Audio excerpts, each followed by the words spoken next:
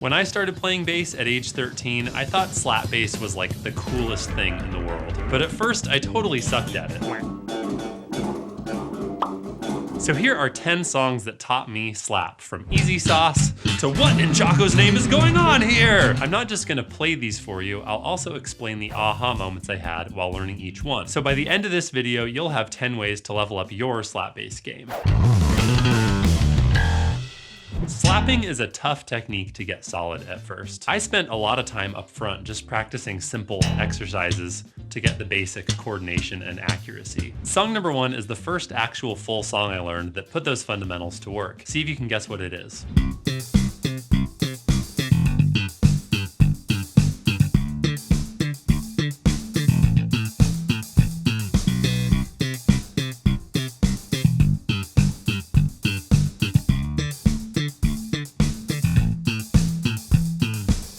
Chord progression? Check. Slapped root notes? Check.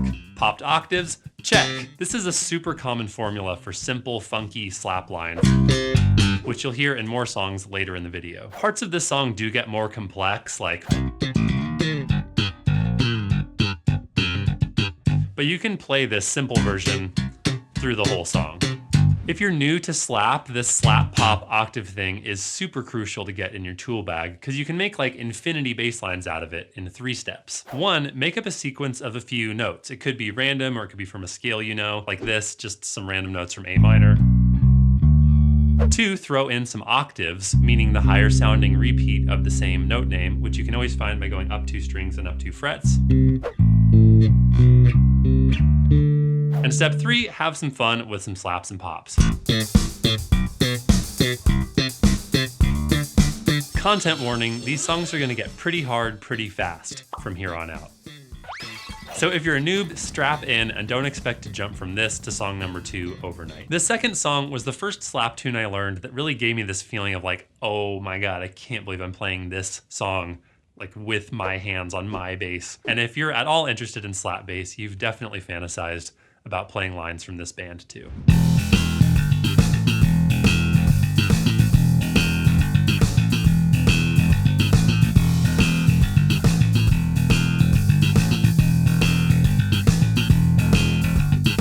Yes, Higher Ground, which of course you know is a Stevie Wonder tune originally because you are a hip and cool person who is in the know. And what do you know, slapped roots and popped octaves again. I told you this was a very common slap bass approach. But if you want to get more versatile with your basics, then this is a great song to learn because Flea uses this slap slap pop pattern, which is similar but different to just slap pop. And he's slapping in 12/8 time, which I cover in my Beginner to Badass course, which has a triplety feel of 3 notes per beat. So instead of hearing 1 and 2 and 3 and 4 and 1 and 2 and 3 and 4 and, it goes like 1, 2, 3, 4, 5, 6, 7, 8, 9, 10, 11, 12, which has a more swinging feel. Even intermediate to advanced slappers sometimes drop the ball on this because they're used to playing the more common 2 or 4 notes per beat.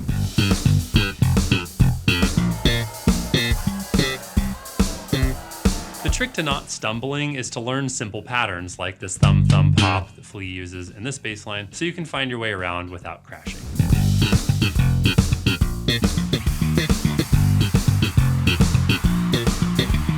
Back in the dark ages, when I was a teenager, we had this contraption called LimeWire, which is where I may or may not have illegally downloaded a bunch of weird slap bass bootlegs. One of the things I found, besides a mountain of computer viruses, was this, song number 3, mysteriously titled Les Claypool Live Bass Solo.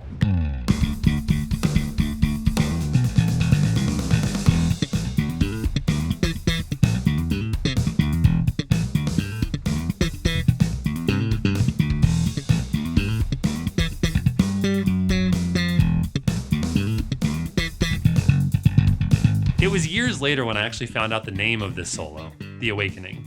You already know that because it's probably on screen somewhere. And that this is not a Les Claypool original. It's actually a cover of a tune by Dexter Redding, who's Otis Redding's son. This bass line has a sneaky move that effectively doubles your slap speed, which I'll share in a second. But the main thing I learned from this song is that there's so much more you can do with slap than just playing slap pop octaves. You can play really melodically as well.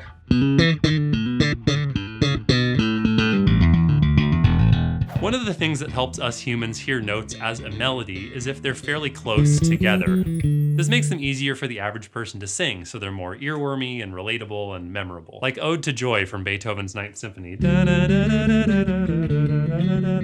Like any person can sing that, even bass teachers. And if you look at the sheet music, even if you can't read it, you can see how close together the notes are vertically, versus some like octave jumpy notes, like you might do slap pop octaves with, which are really far apart, hard to sing, and not super melodic. So if you want to play slap lines that grab people's ear for melody, then this song will help you get started with the simple thumb hammer pattern. The most glorious use of this pattern is right here in about the middle of each bar. Les gives us 3 thumb hammers in a row. So each time you slap the first note, which could be a fretted note like this, or it could also be an open string, which you'll see in another song at the end of the video. And then you hammer on the second note, which is similar to normal fretting technique, but you smack the string hard as you come down so it vibrates without being plucked. So you go thumb, hammer, thumb, hammer, thumb, hammer. This basically doubles your speed without you having to speed up your slapping hand. So let's say you can only slap this fast, but if you add some hammers in between with some coordination practice, you can get twice as many notes for the same slaps. This is really easy to use on your own lines too. Just pick a scale, minor pentatonic being the scale of choice for extreme slap wanking, and just experiment with thumb hammers starting on different notes of the scale, and you'll get instant cool licks that are way more melodic than slap pop octaves.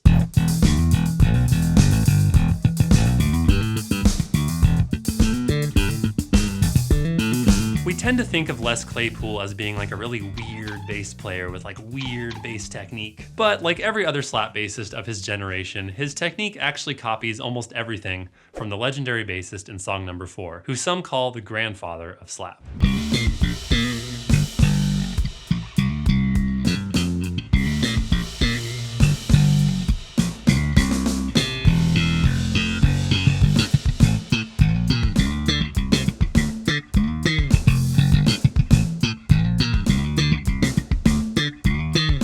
Larry Graham on the bass, living freaking legend. What would slap bass even be without this dude? Would there even be any slap bass without this guy? If you're serious about creating great slap lines that actually work through a whole song, not just random riffs, then look no further. This song has such awesome changes in feel and intensity between sections. Compare these 2 riffs. That intro riff is super cool. They're like engaging melodic bits of it. But then you have a lot of room to breathe in the second half with all those rests and the longer notes. And Larry leaves you simmering on that riff through the first like 20 seconds of the tune. Then suddenly, the intensity ramps up.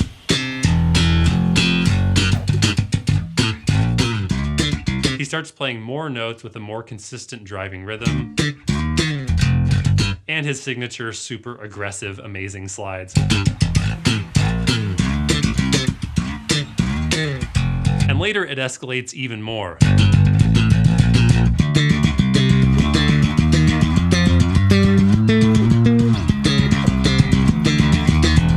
Contrast, whether it's the amount of space, the volume, the tone, whatever, is the key to writing slap lines that don't get boring to listen to after 30 seconds. This section would be super cool on its own.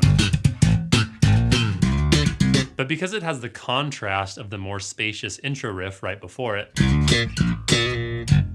we can really get amped up when Larry starts to hit harder. Like I said, everybody learned almost everything they know about slap from Larry Graham. But there's one other grandfather of this technique who is just as influential, hitting hard in song number 5.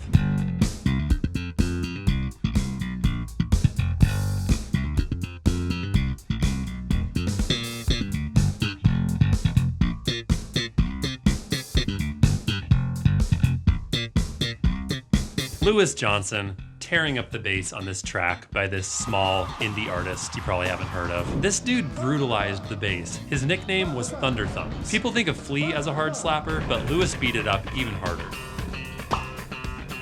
It's so funny to me when students are afraid of slapping their bass too hard. They're like, Josh, am I slapping too hard? I'm like, no, you can't slap too hard. Ow. Another thing you can't slap too hard is that like and subscribe button. Ugh, no, that sucked. Let me try again later. So if you want your slap lines to hit harder, you can learn a lesson from Louis and like literally hit harder. This significantly changes the tone. It gets a lot more edgy and aggressive, and it somehow just makes the listener feel like they're getting slapped in the face. Check it out. Here's me playing this riff with like medium volume slaps and pops.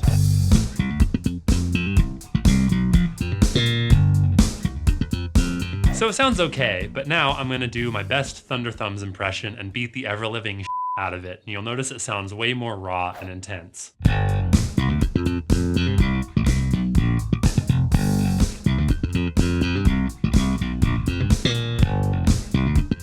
Bass Buzz accepts no liability for bleeding thumbs caused by Louis Johnson impersonations. Next up, song number 6, which I originally thought was by Victor Wooten because I heard him playing it in a solo. Turns out he was quoting this classic 1979 funk track.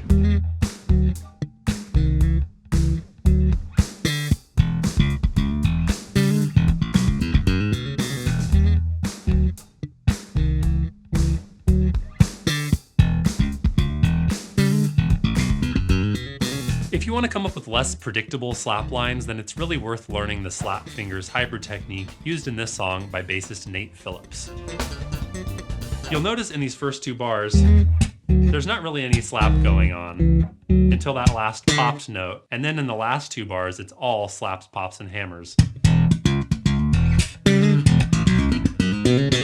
This is another variation on how Larry Graham created contrast between sections on Earthquake. Nate Phillips is changing the intensity here by changing techniques on each half of the riff. The first half is using fingers and it's a lot more soft and mellow. And then the slapping is more edgy, percussive, and wild. So it sounds super simple, right? You just switch from slap to fingers. Well, it's actually pretty awkward at first, as you know if you've ever tried this. But it's super doable with practice, whether you slap thumb up or thumb down. Just practice the motion really slowly a few times. See how efficiently you can switch from slap to fingers to slap to fingers, slap, fingers, click, like, subscribe. No, cancel that one too. I'm off my game tonight. Then you can add in some actual playing, like maybe just try some root octave stuff with your fingers, then try playing it slap pop, and then practice switching back and forth again. Maybe get fancier with the notes.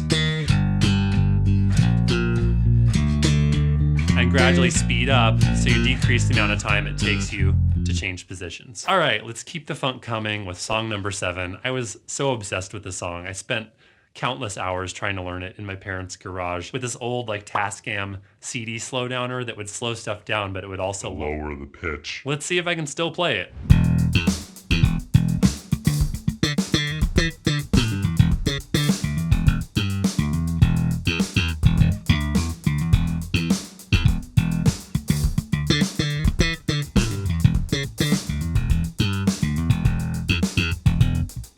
If you want to know how to slap without getting fired, then Marcus Miller is the man to learn from. We all know he's an amazing shredding soloist, but he also really knows how to support in the background while vocals and melodic instruments have their moments. So in these first 6 beats, Marcus lays back mostly on just low root notes, while the sax is taking the spotlight. And then he joins the melody for a couple beats before he rips into that cool kind of pseudo unison lick with Hiram Bullock, the guitarist. There's a really simple trick to pull this off in your own bass playing. You just keep your ears out for the rest of the band and don't play a bunch of busy slap when there's singing or melodies happening. That's it.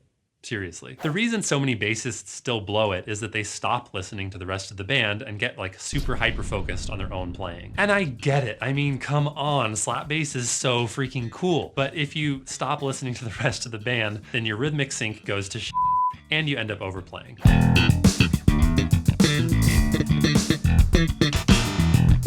If you dig this song, definitely check out the version with Marcus's band live in Japan. Not only is the bass solo jaw-droppingly cool, but the parachute pants game is super on point. Next up is song number 8, which I didn't know if I'd ever be able to play. It's so fast and complex. I mean, just look at the difficulty bar.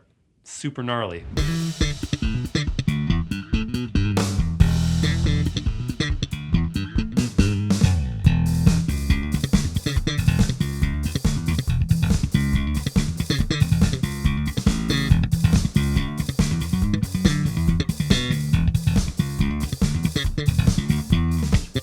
This song has it all. Slaps, pops, hammer-ons, fretting hand slaps, and that classic Mark King machine gun triplet. which I covered in a video like 10 years ago. Apparently, this was before I learned about haircuts. These super impressive sounding patterns are really not that hard, as long as you go at this speed.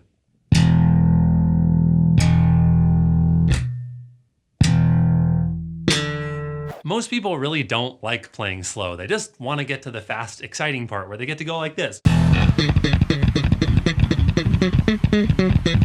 But the best advice I ever heard about fast slapping was from an interview with Mark King, which again, I may or may not have found on LimeWire. So how to play fast? Playing fast really is start very slow. Start slow and get faster, you know? When you play it ridiculously slow, you have enough time to pay attention to crucial details about how you're moving and see if there are any inefficiencies you can iron out. Those little efficiency gains add up to a lot as you eventually get up to speed. Okay, time to get weird. I first heard song number 9 back in college, and it took my slapping to a whole new genre.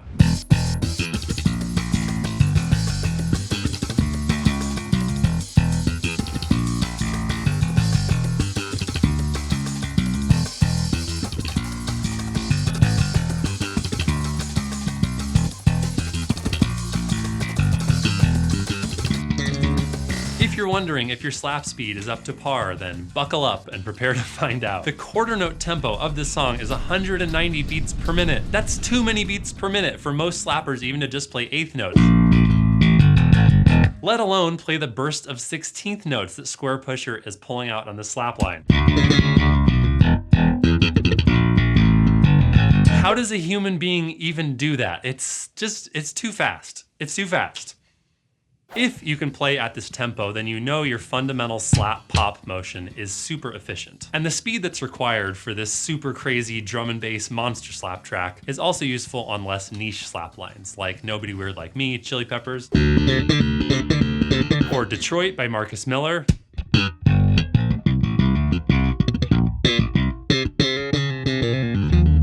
or Slap Subscribe by Josh Fosgreen.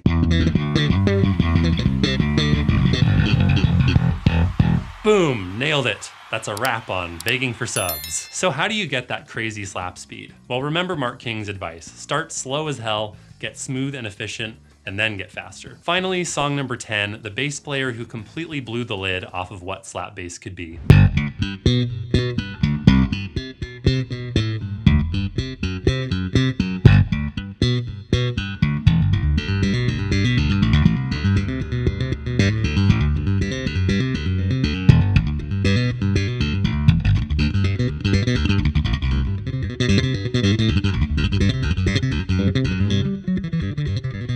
Victor Wooten wrote this piece, Classical Thump, as an etude for himself. An etude is a piece of music that's specifically designed for practicing something. In this case, a smorgasbord of crazy next-level slap patterns that are way outside the realm of the slap pop octaves that we started with. It's like a whole new world of slap. There's one pattern in this piece that's the most important to learn if you want to nail Victor's stuff in general, and that's the thumb, hammer, pluck technique, like he uses here in bar 17 of the piece. I won't get into this in mega detail because I could talk about this pattern for over an hour, but here's the short version. Because none of the movements, slap, hammer, pop, have to repeat immediately, you can play stuff that sounds like really, really fast and crazy without actually moving any individual piece all that quickly. Like let's say I'm slapping 8th notes with this drum beat. You're probably not that impressed. But if I had some pops, then I doubled my speed. Now if I had the hammer on, then it's even faster. And now it sounds really impressive. This song seriously changed my life. Like, I don't know who I would be as a bass player without thumb, hammer, pluck. I remember when I first got Victor Wooten's transcription book, I just like sat in front of a music stand for like 8 hours without eating or peeing, which is weird. And learning songs that really inspire you helps you stay motivated to pick up the bass every day. So if you want more fresh inspiration, check out my 10 non-slap songs that taught me bass.